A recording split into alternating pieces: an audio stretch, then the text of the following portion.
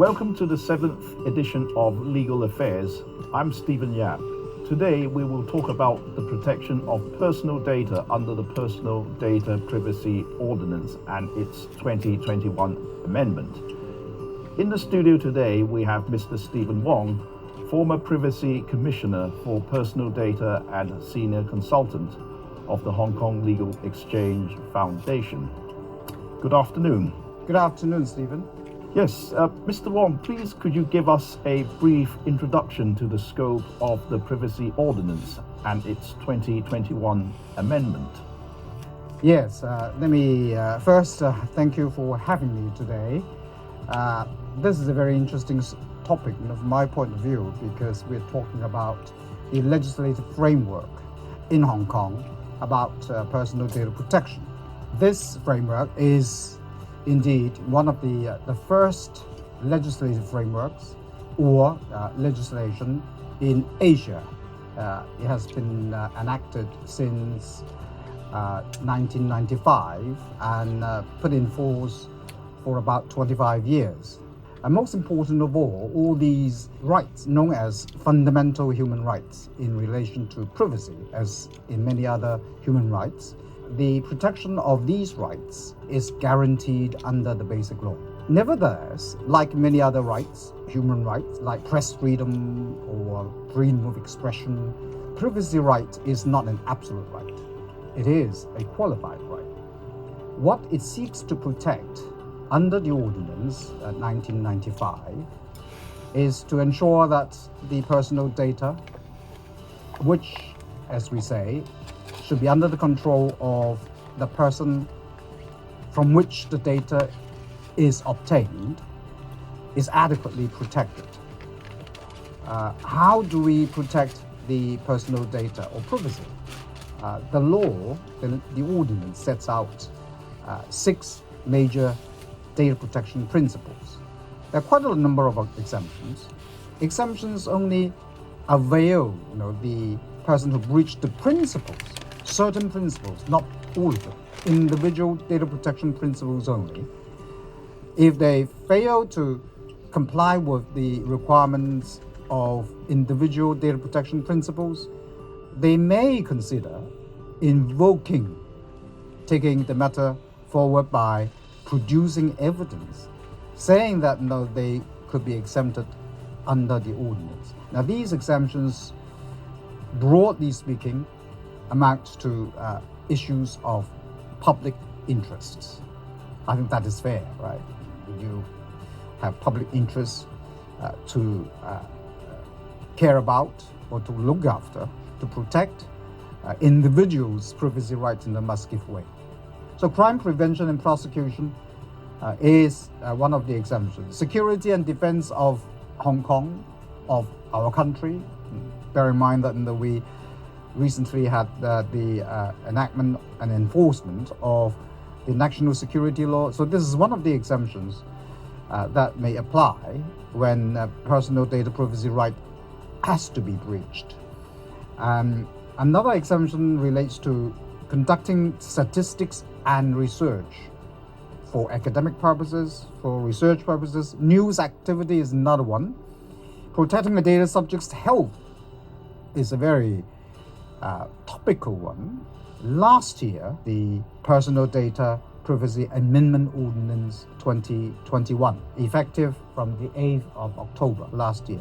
This is in relation to what happened over the last 2 to 3 years. Data was used as a weapon, the weaponization of personal data. You may recall that during the last 2 years, or even now, despite the number is dropping, personal data of certain people, including law enforcement officers and their families, were reviewed mostly online, so that the subject concerned, the police officers included, may be subject to certain intimidation, certain harm, including bodily harm, threats, harassment, as a result of which they suffer from these intimidation, threats, and harms, and they suffer mental or psychological health harm, damage to their own work process, and so on. So this is something that we need to address. This piece of amendment legislation criminalized the act of providing or disclosing personal data of other persons without these people's, the concerned parties' consent, with a result of causing harm or intending to cause harm, bodily harm included, to the parties concerned or their family members. So it made doxing, weaponization of personal data, a criminal offense. In recent years, there has been public concerns over inadvertent misuse of personal data by financial institutions and governmental bodies. Now, have appropriate sanctions been taken, and what sort of remedies have been made available? The ordinance itself lays down the regulation and principles, and also the sanctions. It's a matter of enforcement. Of course, regulators all over the world have some sort of problems in relation to enforcement, and that's why they coordinate their efforts and form a coalition or enforcement network. I think the main reason is because personal data has no border. It's what we call sans frontier data.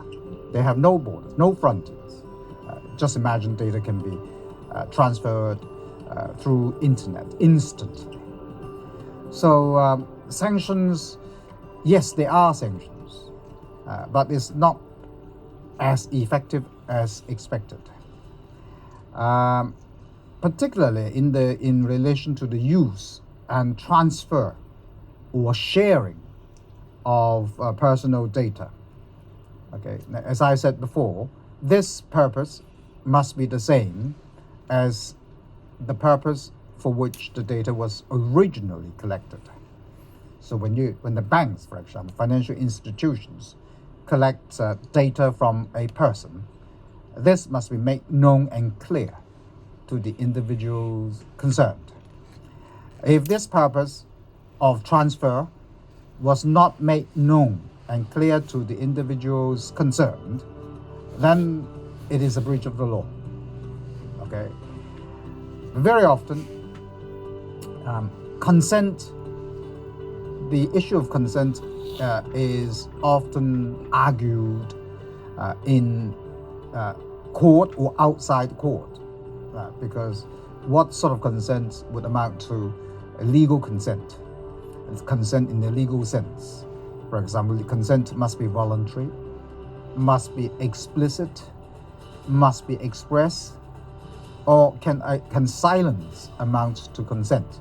Now we have the doxing, okay, the disclosure of personal data without the consent of the data subject, with a view to causing specific harm to the person concerned and their families. So these are the criminal offenses. We have quite a number of criminal offenses set out in the ordinance and the amendment ordinance. Now for these offenses, criminal offenses, the sanction would be a criminal one. In other words, they will be prosecuted. Now that the Privacy Commissioner has the power to investigate and also to initiate criminal prosecution, so the sanctions is wider. The sanction that may be enforced will be more comprehensive and hopefully more effective. Now, does the Office of the Privacy Commissioner for Personal Data, being a law enforcement body, initiate prosecutions for contravention of laws and regulations under the Privacy Ordinance, or is it left to the Department of Justice to do so? We can answer these questions in two ways.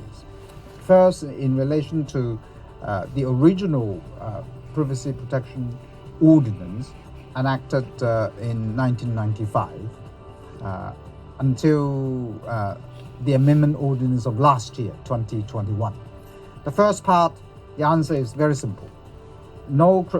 There was no criminal investigation power on the part of the Privacy Commissioner.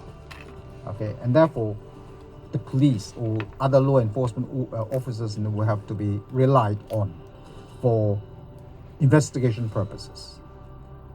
There was no prosecution powers either on the part of the Privacy Commissioner. So for prosecution's purposes, the Department of Justice will be the only organization or authority to bring the case to court. But since the Amendment Ordinance 2021 in relation to criminal doxing was enacted, the Privacy Commissioner was given additional, new powers to address criminal doxings by one, having the adequate power to investigate, two, having the power to bring charges or prosecutions to court.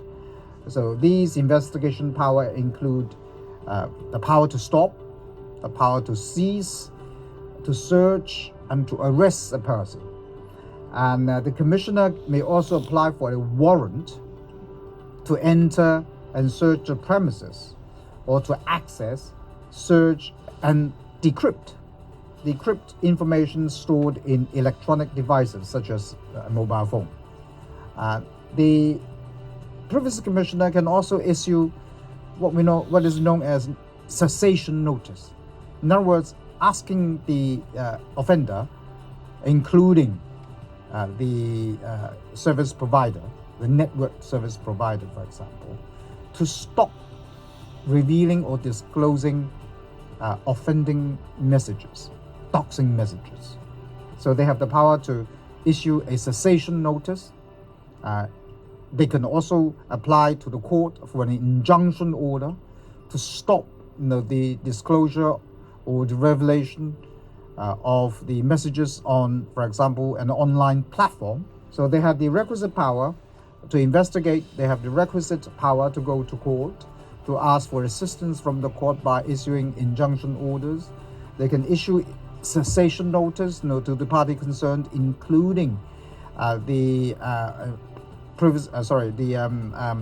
network provider, whether in Hong Kong or overseas, even if they are operating outside Hong Kong. Okay, the Privacy Commissioner can issue the cessation notice to the party, outside Hong Kong.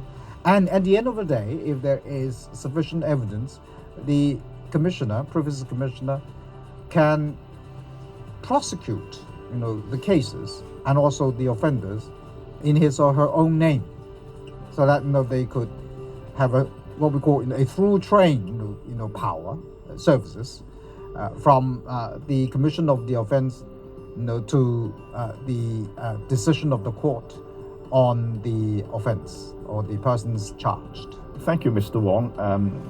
That is the program for today, and thank you for watching Legal Affairs. See you next time. Bye.